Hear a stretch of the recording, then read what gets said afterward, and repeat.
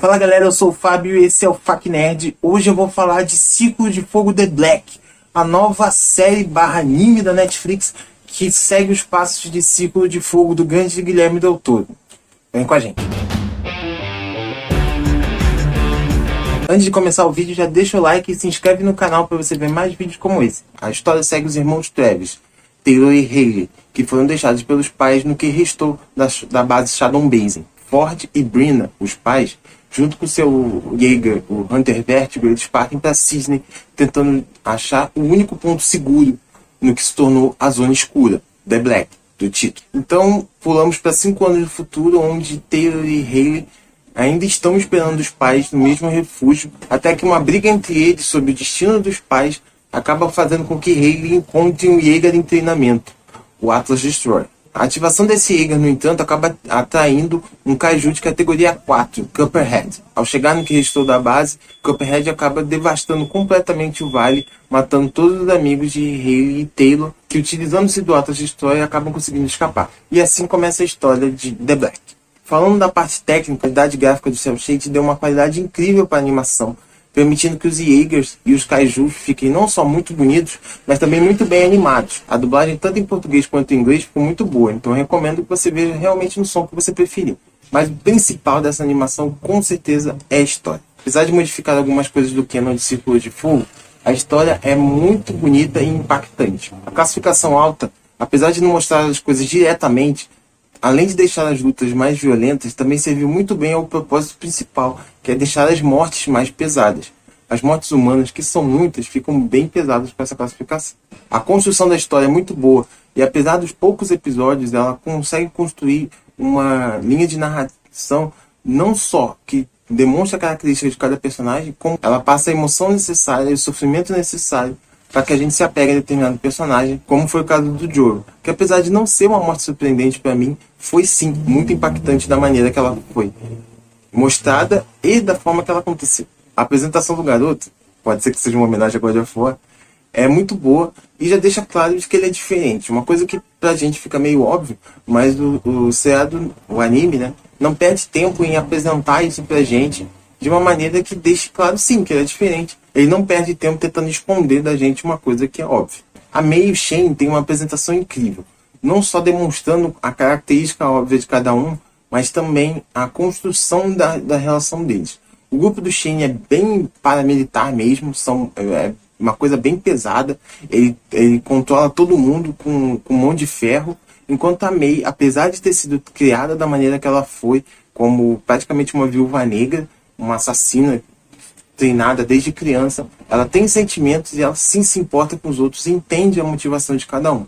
Isso é mostrado claramente, não só na maneira que o Shane manipula ela, mas na maneira que ela também se liberta dele, tendo os próprios pensamentos e as próprias preocupações fora do que o Shane quer. A maneira que a série usa a habilidade de ligação mental emula muito do que o Guilherme Del Toro fez no primeiro filme, facilitando não só a história pra gente, demonstrando claramente pra gente o que está acontecendo e o que os personagens estão pensando, mas também para revelar as reais intenções dele, como foi o caso do Shane utilizando o Taylor, ou, no caso, na Mei. Mas, acima de tudo, a ligação mental é muito útil para a utilização da ligação entre os personagens, para eles se entenderem melhor e mais rapidamente e conseguirem adquirir a confiança, o que normalmente seria uma crítica deles fazerem uma amizade muito rápida e ser rapidamente resolvido a partir do momento que os pensamentos e os sentimentos deles são interligados e eles automaticamente sabem tudo um do outro. Isso foi muito bem utilizado na apresentação do Shane, na apresentação da Mei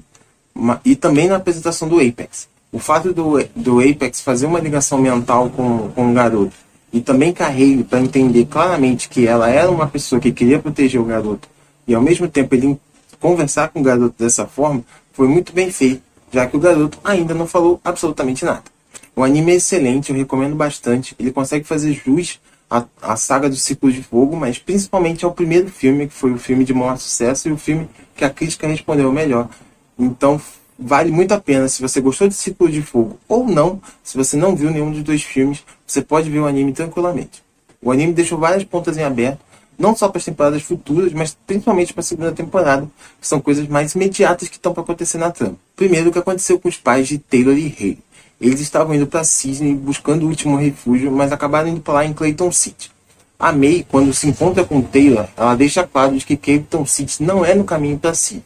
Então, o que eles estavam fazendo ali? Eles estavam buscando alguma fonte de energia, ou eles foram deslocados para lá, ou eles acabaram indo para lá porque foram enganados, ou atrás de algum pedido de ajuda. Não sabemos, isso não fica claro. Eles abandonam o Hunter Vertigo e partem a pé para Sydney. O que aconteceu? Eles conseguiram chegar lá e por que eles não voltaram para buscar os filhos? Sydney, após esses 5 anos, Sydney ainda é um refúgio seguro? Ford e Brina deixam uma mensagem para o General Rask. Quem é ele? Ele vai aparecer? Ele vai ser bonzinho? Esperamos que sim, afinal ele é um marechal.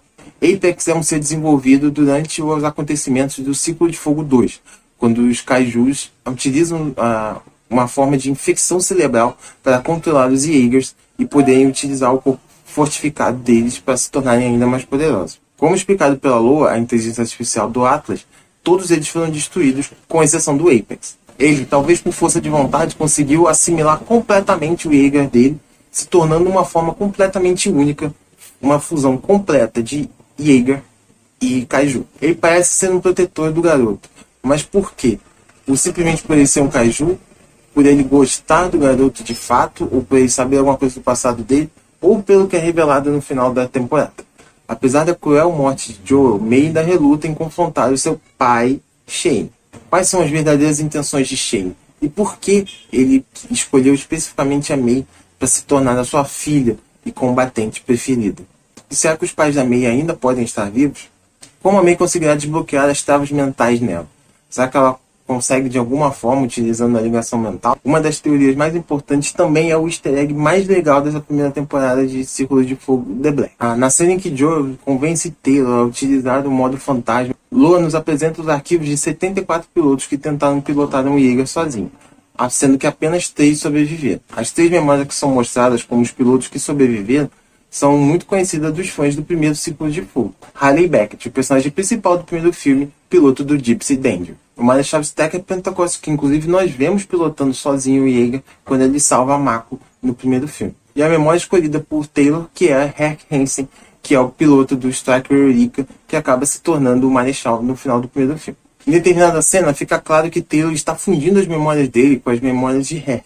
Não só pegando as habilidades dele como piloto de Jaeger, mas também tendo as memórias deles meio que combinadas. Então ele lembrou de pessoas que como se fossem seus amigos, sendo que pessoas que ele nunca conheceu. Como isso vai interferir no Taylor e como isso pode afetar ele. Isso não só dará novas habilidades a ele enquanto piloto, com memórias incríveis que ele adquiriu, mas também isso pode confundi-lo e prejudicar muito em momentos-chave. Sem falar que nós descobrimos que também foi o próprio Herc que determinou a Austrália como um local perdido, tornando ela a zona obscura. Outra teoria também é o que aconteceu com a Lua e a questão do Horizon Bravo. Quando ela estava registrando ele, ela disse que não conseguiu fazer o rastreio e simplesmente mentiu para o Taylor. Apesar de ser uma inteligência artificial, ela mentiu para o Taylor, dizendo que ela não conseguiu descobrir qual é o segredo do Horizon Bravo, o que é que ela está escondendo e o que aconteceu com os pilotos daquele Jaeger.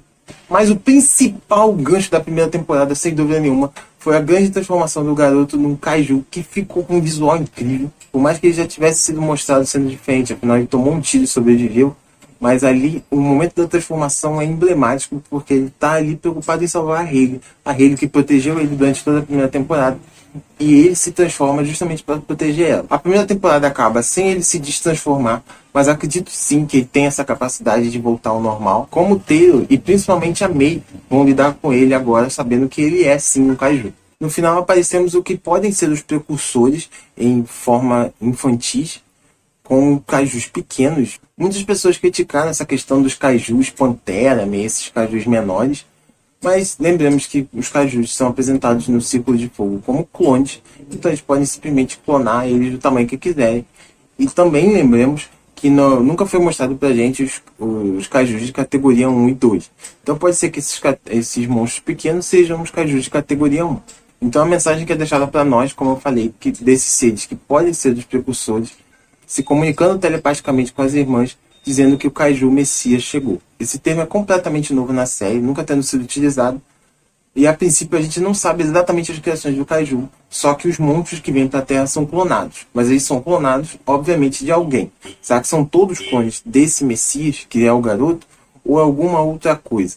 Ou ele é um ser realmente uma divindade deles acima dos Kaijus normais. Esse talvez seja o plot principal do anime, mas eu duvido que ele seja o revelado agora já na segunda temporada. Provavelmente ele vai ser postergado para depois e a gente vai ver mais do garoto nessa segunda temporada para entender exatamente qual vai ser o papel dele na guerra dos Jaegers contra os Kaijus. Muito obrigado para você que assistiu o vídeo até aqui. Deixa aqui nos comentários o que você achou de Círculos de Fogo The Black. Ficou alguma dúvida sobre a série? Deixa aqui nos comentários que eu faço o máximo para responder. Então galera, se inscreve no canal, deixa o like para ajudar a gente e compartilha o vídeo com os amigos, hein? E fala para eles verem Círculos de Fogo The Black. Valeu!